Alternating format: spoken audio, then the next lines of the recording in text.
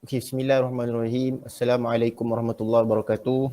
Alhamdulillah rabbil alamin wassalatu wassalamu ala Rasulillah wa ala alihi wa sahbihi ajmain. Rabbi shrah li sadri wa yassir li amri wahlul 'uqdatam min lisani yafqahu qawli.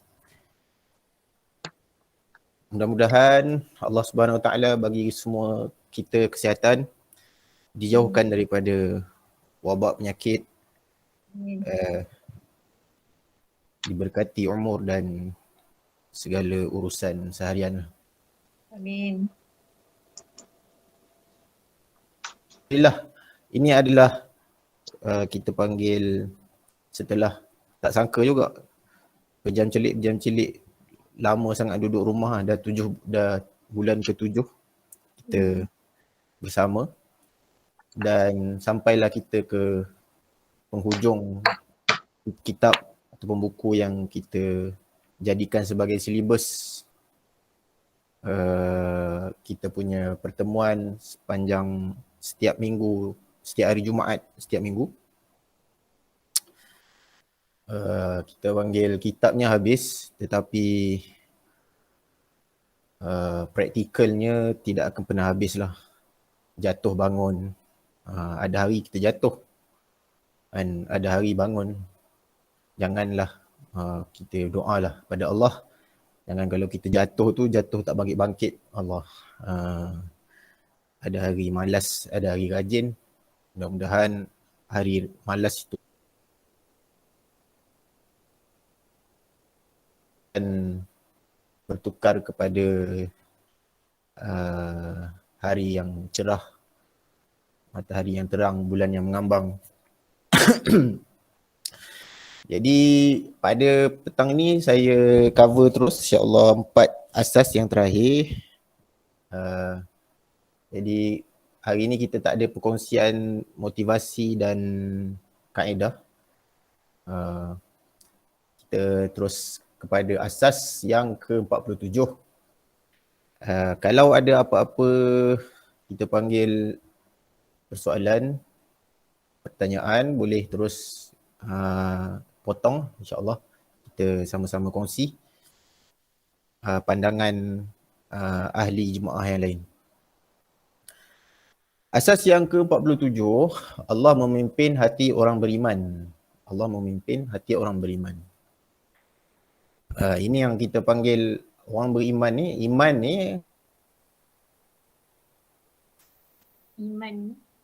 ni ada hari dia berkurang, ada hari dia bertambah. Tetapi dia ada di dalam hati. Jadi selagi mana ada iman di dalam hati, walaupun sekecil zarah, mudah-mudahan ia akan terus dipimpin oleh Allah. Jatuh bangun dia terus meminta hidayat daripada Allah.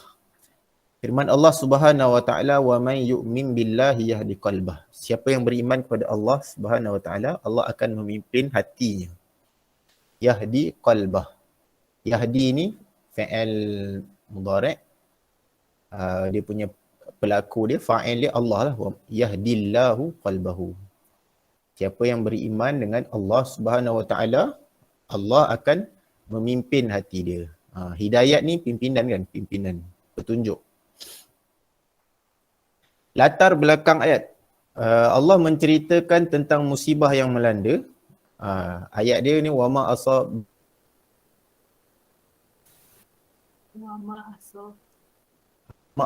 ataupun ma asaba min musibatin illa biiznillah.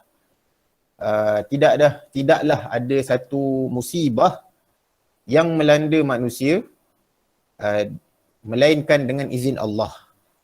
Kemudian ayat tu sambung, wa man yu'min billahi yahdi qalbah. Siapa yang beriman, Allah pimpin hati dia.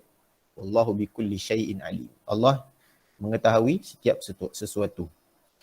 Maksud memimpin ni, dia akan menjadi sabar dalam menghadapi ujian. Memang kita semua sekarang ni boleh dikatakan apabila wabak melanda ni, bererti kesemua kita terkesan. Kesemuanya memberi kesan. Mungkin tidak terkesan kepada kita secara direct, tetapi sebagai seorang beriman, dia akan terasa peha kanan dicubit, peha kiri terasa. Mukmin ni seperti jasad yang satu. Kal jasadil wahid. Kalau ada satu bahagian tubuh yang mengadu sakit, maka seluruh badan, mata tak boleh tidur. Maksudnya kalau kita malam-malam sakit gigi, tapi yang tak boleh tidur mata. Maksudnya saling terkait. Semua yang baik berlaku baik bagi Muslim. Maksudnya apa yang berlaku kepada kita, kepada orang yang beriman, dia baik semuanya, tidak ada yang buruk. Maksudnya semuanya sekiranya dia hatinya terpimpin ataupun dipimpin oleh Allah, tidak ada suatu perkara yang berlaku melainkan semuanya baik buat diri dia. Macam mana benda tu boleh jadi begitu? Ajaban li amril mu'min inna amrahu kullahu khair wa laysa dhaka li ahadin illa lil mu'min in asabathu sarra syakar fakana khairan lah.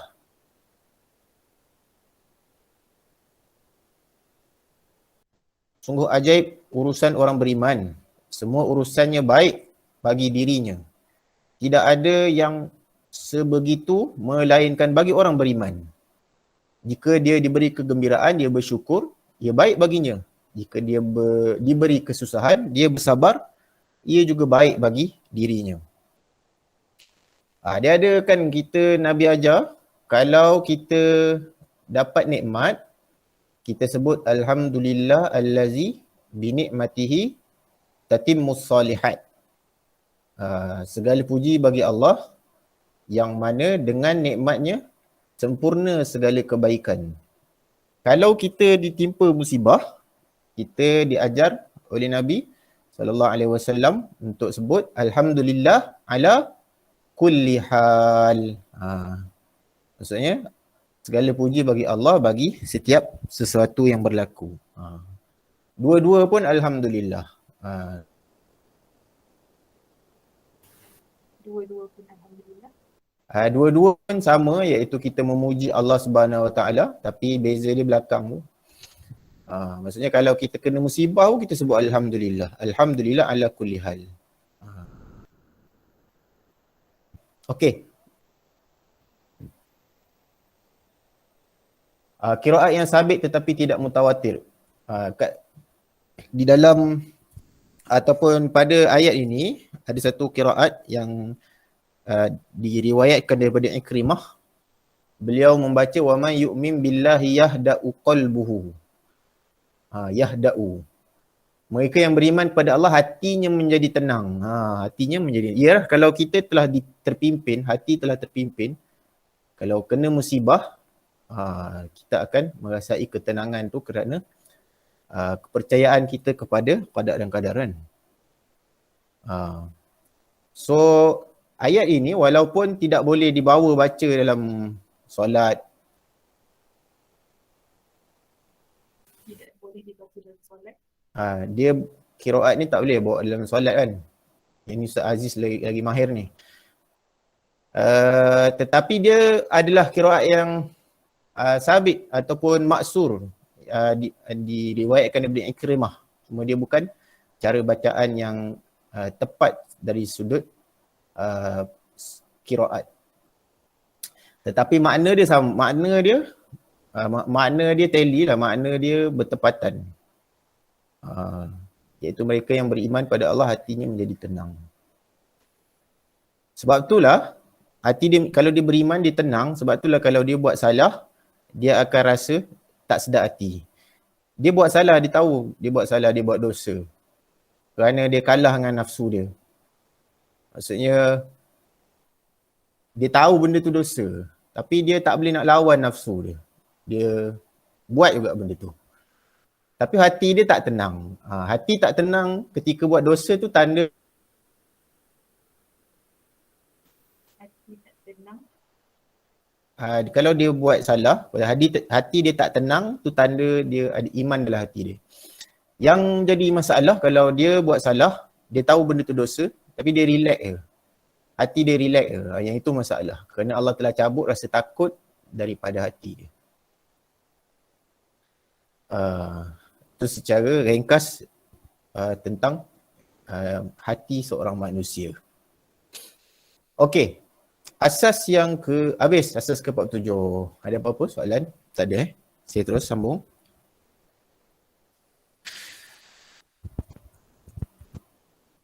Sebelum tu ada sedikit tambahan perincian daripada asas ini, iaitu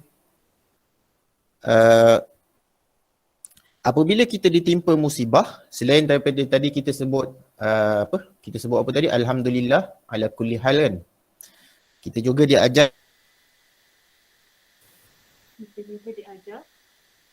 untuk menyebut inna lillahi wa inna ilaihi raji'un kan. Ayat surah Al-Baqarah ayat 155 156 kan.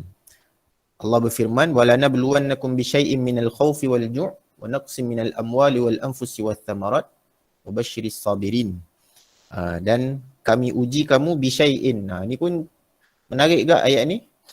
Maksudnya penggunaan pemilihan susunan ataupun pemilihan perkataan. Kesempurnaan walana bluwannakum bisyai'in. Bisyai'in ni kan dia datang dalam bentuk nakirah, tak ada alif lam kan. Bisyai'in. Dia yufidut taqlil, menunjukkan sedikit. Maksud kami menguji kamu dari sedikit. Maksudnya sedikit daripada ketakutan, kelaparan, kurang harta dan jiwa dan juga tumbuh-tumbuhan. Berilah kabar gembira kepada orang yang sabar.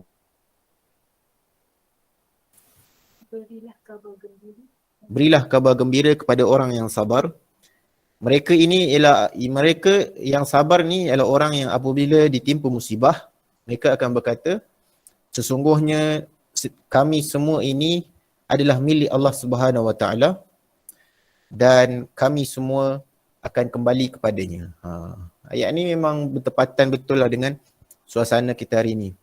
Kita takut, ada rasa takut. Ramai yang lapar, ramai yang tak ada gaji, kurang harta, naqsi minal amwal wal anfus, jiwa, ramai yang mati, tumbuh-tumbuhan, banyak yang rosak, tak ada pembeli. Kan? Apa nama? Kita panggil habis jual lelong, tinggal lagi durian dia tak turun-turun harga. Kan? Tapi yang lain semua dah turun. Maksudnya kita memang berada dalam bertepatan semua benda yang Allah sebut dalam surah Al-Baqarah ayat 100.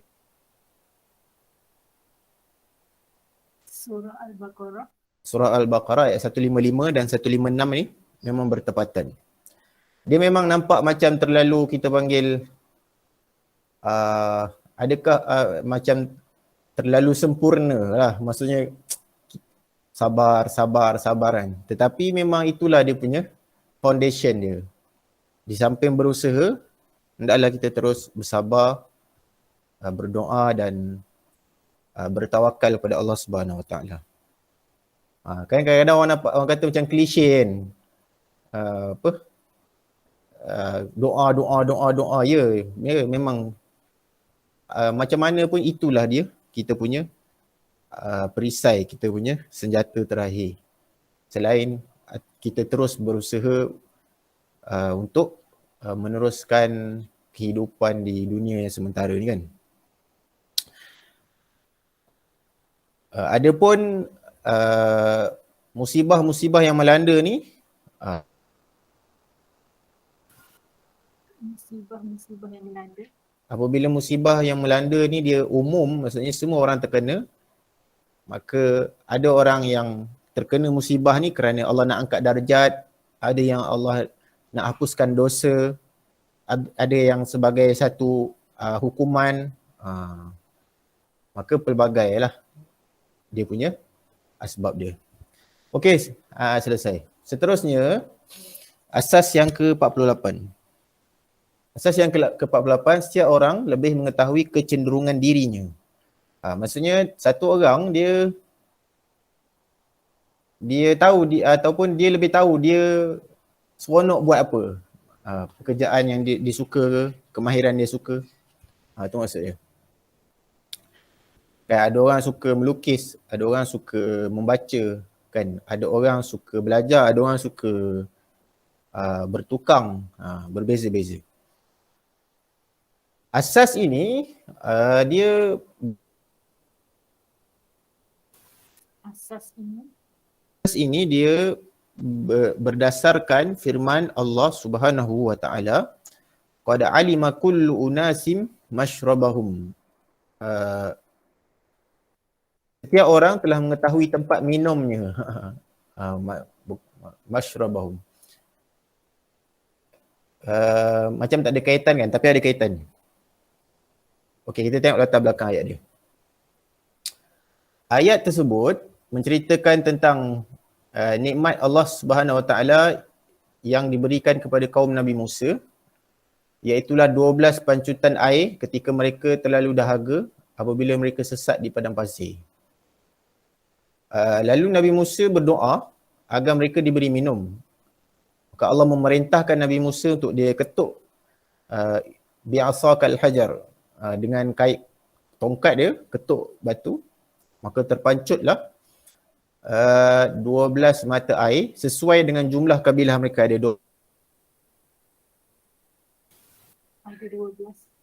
12 kabilah. Kenapa jadi macam tu? Ia bagi memastikan mereka tidak berebut. Setiap orang telah tahu di mana tempat mereka mendapatkan rezeki.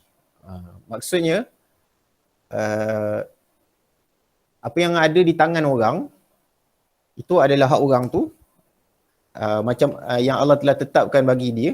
Kita rebut macam mana pun, kalau bukan hak kita, kalau bukan Allah tetapkan untuk kita, kita rebut macam mana pun takkan dapat. Itu maksud dia. So, maksudnya setiap orang tu, Allah telah tetapkan cipta dia dengan kecenderungan dia. Dia minat apa? Ataupun dia dibesarkan macam mana, kan? Budak umur belasan tahun ke, dia bukannya tiba-tiba dia suka.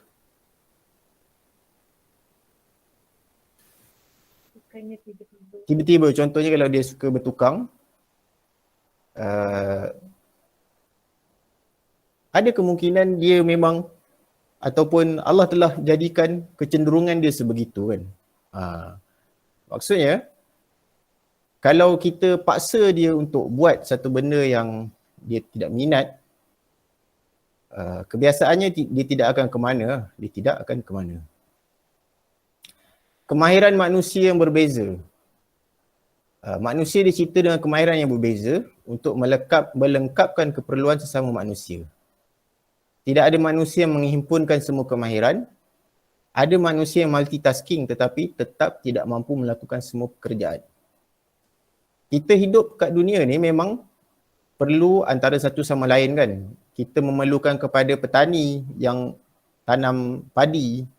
Kita perlukan orang yang tukang jahit yang membuat pakaian, kan. Kita perlukan saling memerlukan. Boleh tak kita buat semua? Tak boleh. Itu yang maksud dia qad alima kullu unasim mashrabahum.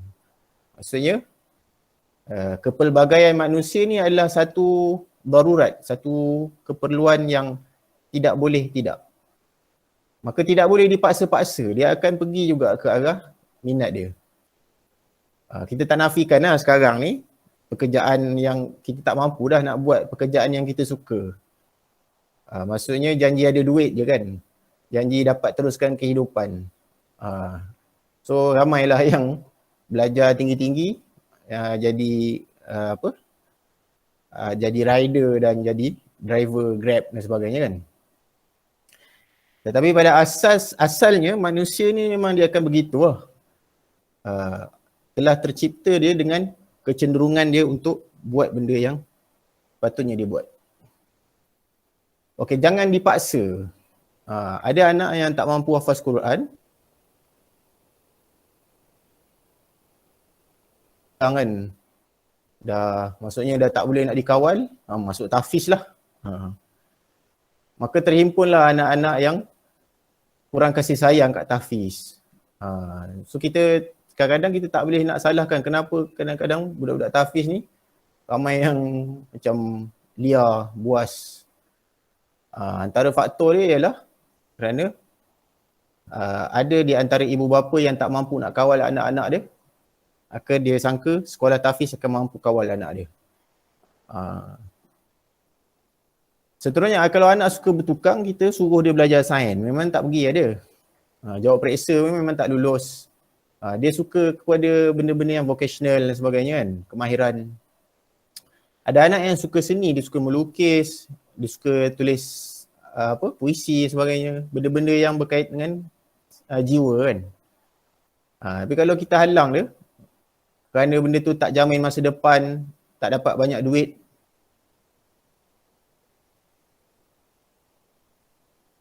ada anak yang suka mendalami ilmu agama, dipandang sepi kerana kononnya besar nanti nak makan apa.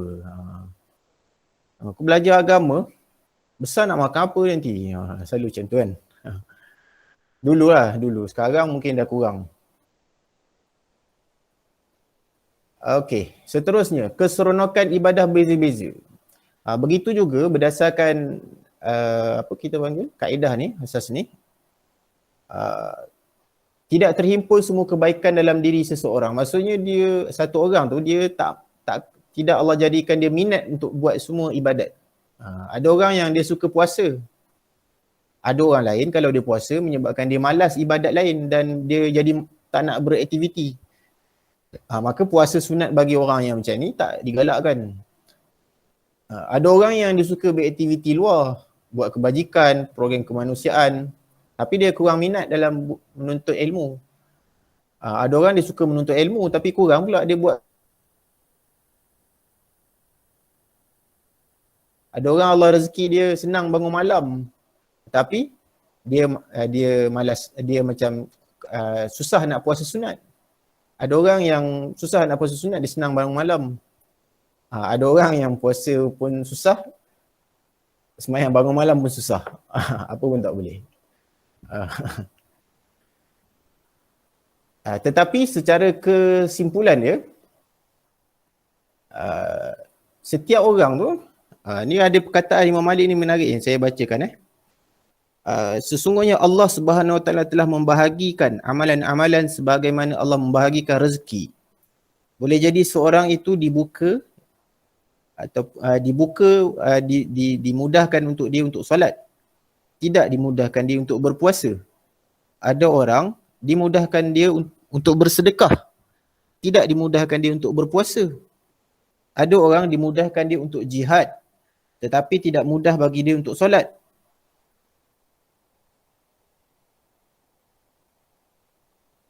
Ada orang yang dia susah dia nak pergi jihad tapi dia terkehadapan dalam menyebarkan ilmu dan mempelajari ilmu. Dan juga mempelajari ilmu dan mengajarkannya adalah daripada amalan, sebaik-baik amalan. Okey, Imam Malik kata, aku telah dipilih, qad ruditu, aku telah diredakan oleh Allah, qad raditu bima fatahallahu li, aku telah reda dengan apa yang telah Allah buka bagi aku daripada menuntut dan mengajarkan ilmu. Maksudnya sebab amalan ni dibahagi-bahagi sebagaimana rezeki dibahagi-bahagi. Macam tu lah. Jadi mungkin memang akan ada pekerjaan yang tidak akan menjadikan dia kaya. Ada pekerjaan yang akan menjadikan dia kaya. Ada pekerjaan yang menjadikan dia sederhana saja. Tetapi innahu huwa aghna wa aqna. Allah sebut yang mengkayakan dan Allah lah yang mencukupkan. Dia tak cakap Allah yang mengkayakan dan Allah yang memiskinkan. Tapi Allah kata Allah mengkayakan dan Allah mencukupkan. Okey. Itulah secara ringkas lebih kurang konsep asas ni, iaitulah setiap orang tu dia ada kecenderungan dan kemahiran dia. Okey. Selesai. Asas yang ke-48.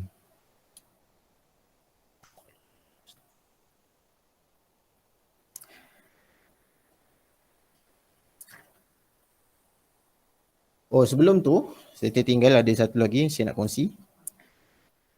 Kita kata bahawa setiap orang ni dia ada dibahagi-bahagikan rezeki dia dalam beramal. Dia direzekikan untuk begini, tak ada rezeki untuk ni. Tetapi dinyatakan antara orang yang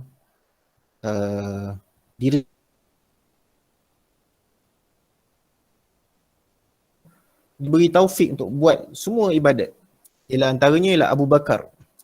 Abu Bakar radhiyallahu anhu. Dia ada satu hadis saya kongsikan.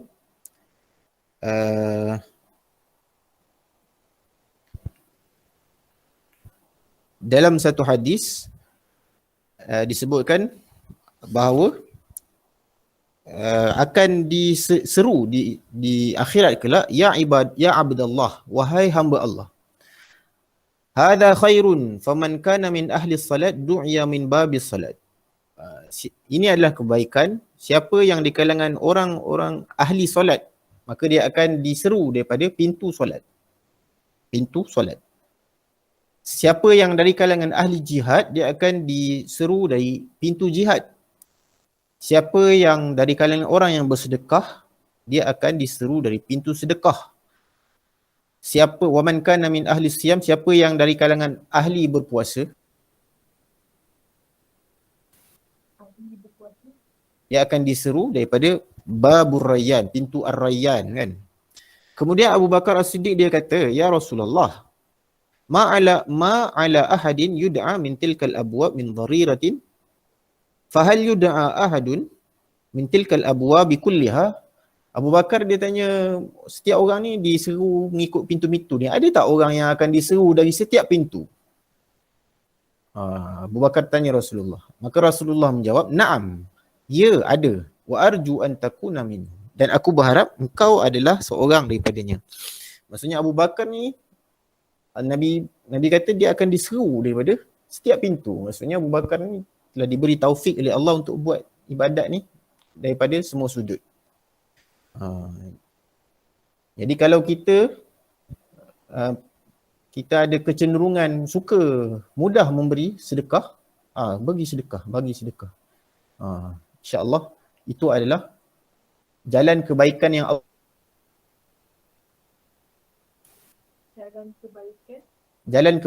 Allah mudahkan bagi kita. Walaupun kita malas buat benda lain. Puasa sunat malas, main sunat malas. Tapi bila orang minta bantuan, minta sumbangan, infak, orang tak ada makan, orang laju je kita bagi. Tapi semayang malas, main sunat malas. Semayang wajib buatlah. Main sunat malas, semayang puasa sunat malas. Tapi kalau orang masjid memerlukan dana, dia orang pertama. Dia pergi masjid pun tak. Maka kita jangan buruk sangka kata kat dia, mu ni pergi masjid pun tak bagi duit ingat boleh masuk syurga ni. Tak. Allah mudahkan jalan dia untuk masuk syurga melalui jalan sedekah. Maka berbahagialah dia. Bukan kerja kita untuk kutuk orang. Kita pun belum tentu kan. Itu maksud dia lah. Itu maksud dia. Faham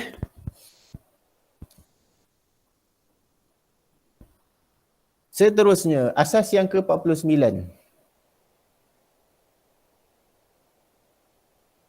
Ustaz, 48 Ustaz. Oh, ada je Sanom.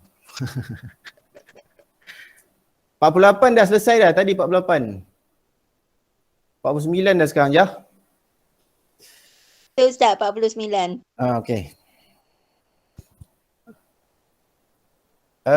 Asas yang ke-49, bertanyalah kepada ahlinya. Asas yang ke-49, bertanyalah kepada ahlinya. Berdasarkan firman Allah, fas'alu ahla dzikri in kuntum la ta'lamun. Bertanyalah kepada ahlinya sekiranya kamu tidak mengetahui.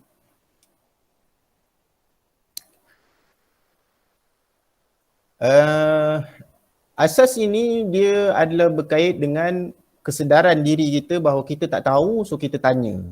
Itu maksud dia. Tidak dimestikan tahu semua perkara. orang yang tahu dan ada orang yang tidak tahu. Umur manusia yang pendek tidak memungkinkan dia belajar semua perkara. Jadi manusia saling memerlukan antara satu sama lain. Maksudnya umur kita pendek, ada orang dia memang kita akan mampu buat belajar benda-benda tertentu dan kita tak mampu nak dapat belajar semua. Dah dia daripada kecil ataupun daripada universiti belajar engineering. Janganlah disalahkan dia tak sempat nak belajar benda-benda yang rumit tentang agama. Tetapi tidaklah menjadikan seorang yang begitu dia tinggal daripada belajar benda-benda yang fardu ain lah. Baca Quran, solat dan sebagainya tu, yang itu adalah kemestian lah. Jadi manusia ni dia saling memerlukan antara satu sama lain, justru bertanya kepada ahli bidang yang berkaitan. Kalau bidang kesihatan kita tanya ustaz, kita tanya mufti. Kalau bidang kejuruteraan kita tanyalah engineer kan. Dan begitulah seterusnya. Mengambil ilmu daripada ahlinya. Maksudnya kita mesti melihat kepada siapa kita mengambil ilmu. Tak kira apa bidang agama ke, bidang apa-apa, pertanian, pembuatan dan sebagainya. Kalau kita nak belajar, kita mesti belajar daripada ahli dia. Merendah diri dengan mengetahui kedudukan diri sendiri. Rahimallahu mra'an arafa qadra nafsihi. Allah merahmati orang yang mengetahui kadar diri dia. Maksudnya kita sedar diri kita ni tak pandai, maka kita pun belajar, kita pun pergi bertanya, kita pun pergi masuk kursus dan sebagainya kan. Bukannya kita semua benda kita ahli, semua benda kita komen, semua benda kita buat status, macam kita tahu tidak diketahui. Ini adalah asas kita panggil pengajaran daripada asas ni, supaya kita tidak komen habis semua benda kita komen kan. Pasal vaksin komen, pasal virus komen, pasal Illuminati, konspirasi, macam-macam lagi kan. Semua kita pandai. Bertanya kepada ahli bidang. Jangan bertanya tentang perubatan kepada ustaz. Sekarang ni ramai ustaz jual produk kesihatan yang disadur dengan dagangan agama. Air yang biasa, kemudian yang ini telah dibaca 30 juzuk Al-Quran oleh 30 orang hufaz. Jadilah air tu RM5. Ini semua adalah satu benda kita panggil semakin membarah dalam masyarakat kita apabila banyak perkara-perkara agama yang telah didagangkan, dijual beli dengan harga yang murah. Ada orang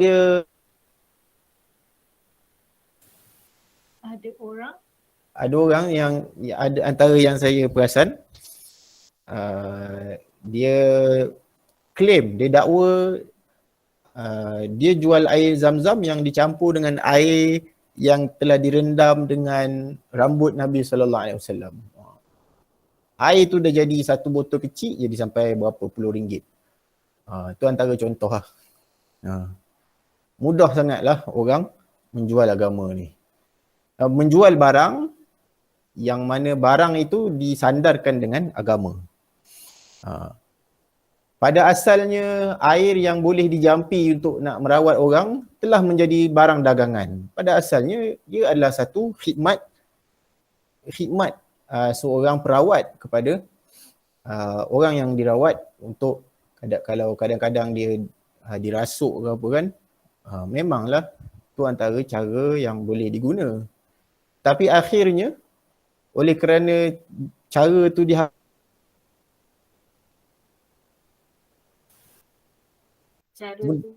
cara tu menjadi satu perniagaan. Dia create sebagai satu perniagaan. Itu satu kekarutan yang menyebabkan agama dipandang leceh. Okey. Lebay pula. Lebih ramai ustaz patut dipenjara.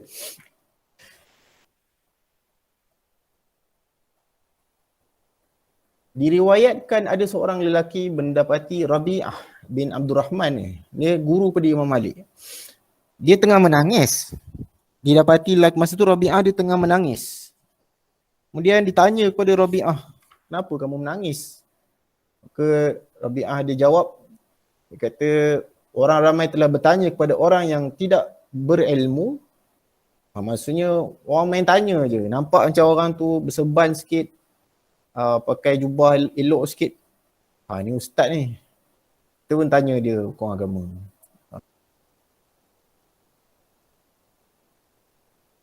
Orang menjawab hukum lebih berhak dipenjara daripada pencuri. Maksudnya orang yang menyarung jubah agama. Maksudnya menzahirkan seolah-olah dia pandai agama. Kemudian menjawab soalan orang ramai di laman-laman media sosial.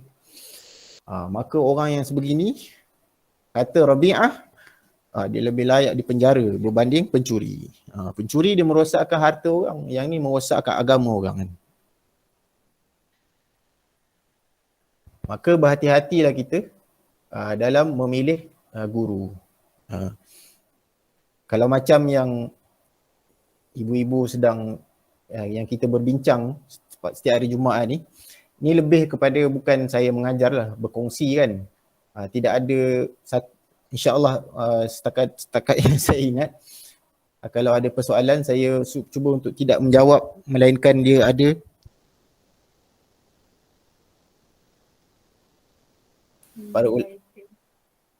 soalan tu pernah ditanya terhadap para ulama terdahulu, so dia ada jawapan dia kan.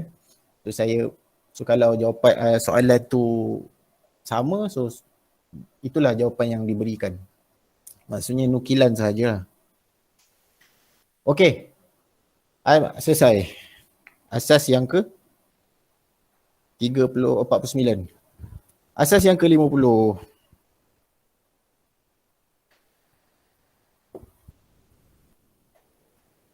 Ini adalah asas yang terakhir, yang mana dia adalah rangkuman daripada ke semua asas yang telah kita bincangkan. Iaitulah Al-Quran petunjuk ke jalan yang lurus. Firman Allah Subhanahu wa taala, inna hadzal Quran yahdi lillati hiya aqwam. Sesungguhnya Al-Quran ini memberi petunjuk kepada jalan yang paling tepat. Aqwam. Aqwam ni sirah tafdil kan, maksudnya yang paling.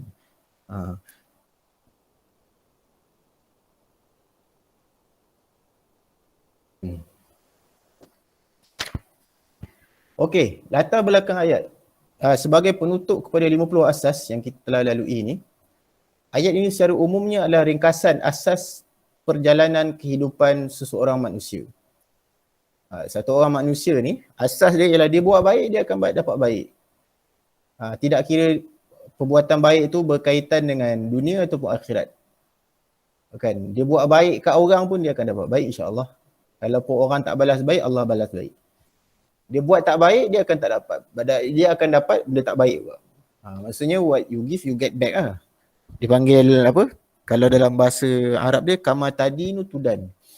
Sebagaimana kamu buat orang, begitulah orang buat kat kamu. Macam tu lah. Ayat ni dia bagi tahu tentang kalau kita sakit maka ubat. Sakit yang dimaksudkan tu ialah dosa. Maksudnya kalau kita dosa, kita kena makan ubat. Apa ubat dia? Ubat dia ialah istighfar.